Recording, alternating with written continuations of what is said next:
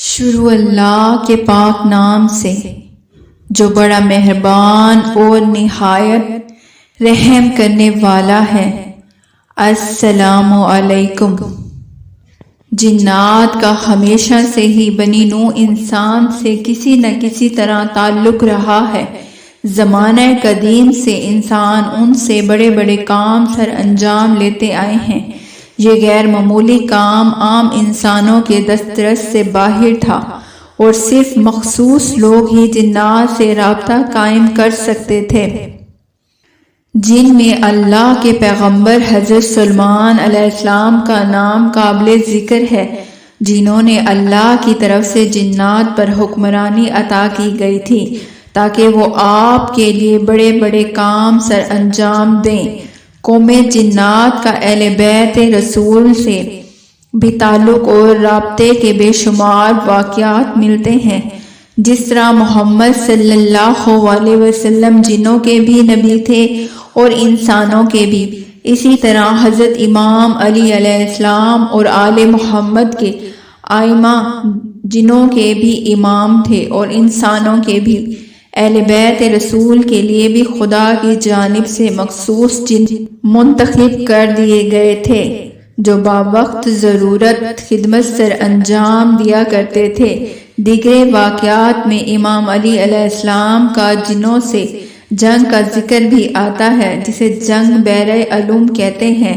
اسی طرح میدان کربلا میں امام حسین علیہ السلام کی حمایت کے لیے جنات کا ظاہر ہونا بھی کتابوں میں درج ہے۔ حضرت امام جعفر صادق علیہ السلام بھی اپنے آباء و اجداد کی طرح جن و انس کے حاکم اعلیٰ تھے اور حسب ضرورت انہیں خدمت سر انجام دینے کا حکم دیا کرتے تھے۔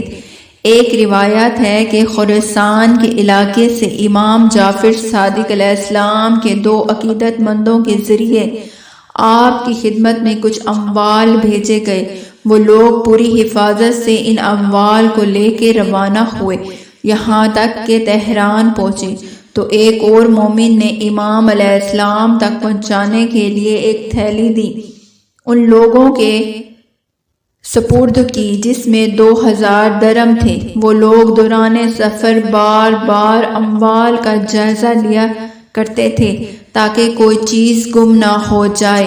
یہاں تک کہ وہ دونوں مدینہ منورہ کے قریب پہنچ گئے تو ان دونوں میں سے ایک ساتھی نے کہا، آؤ ہم لوگ شہر میں داخل ہونے سے قبل ان اموال کا ایک بار جائزہ لے لیتے ہیں۔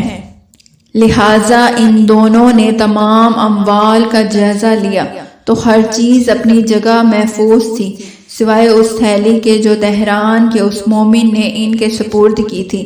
ان دونوں میں سے ایک نے پریشانی کے عالم میں اپنے ساتھی سے کہا، اللہ تعالیٰ ہی ہماری مدد کرے، اب ہم امام کے سامنے کیا بیان کریں گے؟ دوسرے نے جواب دیا، اطمینان رکھو، وہ نہایت کریم نفیس ہیں، مجھے امید ہے ہم جو کچھ ان کے سامنے بیان کرنے والے ہیں اس پورے واقعے کا انہیں خود سے علم ہوگا۔ پھر وہ دونوں شہر میں داخل اور امام کی خدمت لوگوں کے بھیجے ہوئے اموال کو آپ علیہ السلام کی خدمت میں پیش کیا۔ امام نے ان لوگوں سے پوچھا، تہران میں جو تھیلی ان لوگوں کے سپرد کی گئی وہ کہاں ہے؟ یہ سن کر ان لوگوں نے پورا واقعہ بیان کر دیا۔ امام علیہ السلام نے فرمایا، وہ تھیلی اگر تم لوگ دیکھو گے تو کیا پہچان لوگے؟ انہوں نے کہا، جی ہاں۔ یہ سن کر امام نے خدمتگار کو آواز دی کہ فلاں تھیلی لے آؤ۔ جب خدمتگار نے تھیلی لا کر دی تو امام نے ان لوگوں کو دیکھا اور پوچھا، تم دونوں اس تھیلی کو پہچان سکتے ہو؟ وہ دونوں کہنے لگے، بے شک یہ وہی تھیلی ہے۔ اس کے بعد امام علیہ السلام نے فرمایا کہ مجھے گزشتہ شب کچھ ضرورت پیش آئی تو میں نے اپنے پیروکاروں میں سے ایک جن کو روانہ کیا جس نے اس تھیلی کو میرے پاس لانے میں مدد کی، کیونکہ وہ تھیلی تہران کے اس مومن نے امام ہی کے لیے بھیجی تھی جسے وہ لے کر امام کے پاس جا رہے تھے، اور چونکہ اس زمانے میں سفر کی رفتار سست رہی یہ ممکن ہے کہ امام کی خدمت میں کوئی حاجت مند آیا ہو جس کی ضرورت فوراً پوری کرنی ہو اور اس میں تاخیر مناسب نہ ہو، اس لیے امام جعفر صادق علیہ السلام اپنے فرما بردار جن کو حکم دیا کہ وہ مال جلد سے جلد لے کر آ جائے تاکہ اس حاجت مند کی حاجت پوری کر دی جائے۔